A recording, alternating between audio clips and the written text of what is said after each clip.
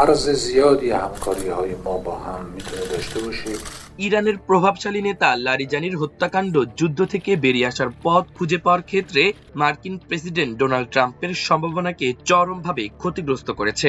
Washington ভিত্তিক think tank Quincy ইনস্টিটিউটের বিশ্লেষক ত্রিতা পার্সি লারিজানিকে ইসরায়েলি গুপ্ত হত্যার বিষয়ে এমন পর্যবেক্ষণ দিয়েছেন।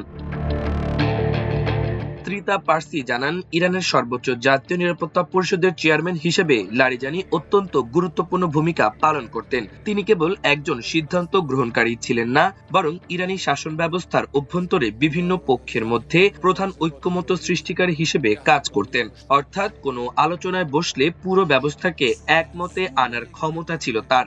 متمدن صحبت میکنید বিশ্লেষক পার্সি আরও উল্লেখ করেন, গত জুনের 12 দিনের যুদ্ধের পর থেকেই ইরানের নেতৃত্ব তাদের সব গুরুত্বপূর্ণ পদে নতুন প্রতিনিধি নিয়োগ করেছে, কারণ তারা জানত যে ইসরায়েল এই ধরনের নেতৃত্ব ছেদকারী হামলার মাধ্যমে তাদের শাসন ব্যবস্থাকে ভেঙে ফেলার চেষ্টা করবে।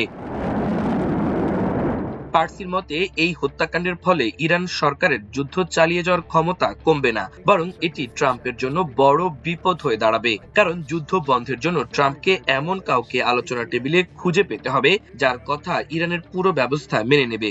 লারিজানির মতো ব্যক্তিত্বকে হারিয়ে সেই সম্ভাবনা এখন ফিকে হয়ে গেছে।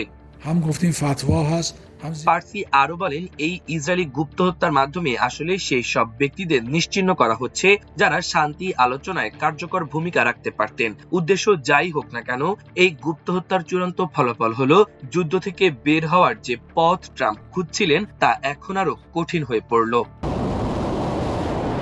এদিকে ইসরায়েলি বিমান হামলায় জাতীয় নিরাপত্তা পরিষদের প্রধান আলী লারিজানি হত্যার প্রতিশোধ নেওয়ার ঘোষণা দিয়েছেন ইরানের সেনাবাহিনী।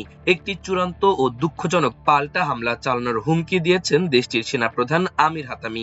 এক বিবৃতিতে আমির হাতামি বলেন, সর্বোচ্চ জাতীয় নিরাপত্তা পরিষদের সেক্রেটারিকে হত্যার ঘটনায় ইরানের প্রতিক্রিয়া হবে চূড়ান্ত ও অনুশোচনাযোগ্য। ইরানের Islamic Revolutionary Guard Corps IRGC দেশটির বাসিজ বাহিনীর কমান্ডার গোলাম রেজা সোলাইমানির মৃত্যুর খবরও নিশ্চিত করেছে। গত 28 ফেব্রুয়ারি যুক্তরাষ্ট্র ও ইসরায়েলের যৌথ হামলায় সাবেক সর্বোচ্চ নেতা আলী খামিনির মৃত্যুর পর এই যুদ্ধে এটি সর্বোচ্চ পর্যায়ের গুপ্ত হত্যা। বিশ্লেষকরা বলছেন, পরিস্থিতি এমন অবস্থায় দাঁড়িয়েছে ইরান প্রতিশোধ ছাড়া বিকল্প কোনো চিন্তা করছে না। মূলত লারিজানির হত্যা এখনই যুদ্ধ থামানোর পথ বন্ধ করেছে। ফলে ইসরায়েল যুক্তরাষ্ট্র যুদ্ধ থেকে সরে যেতে চাইলেও ইরান সেই সুযোগ দেবে না। মাল্টিমিডিয়া ডেস্ক, আমার দেশ।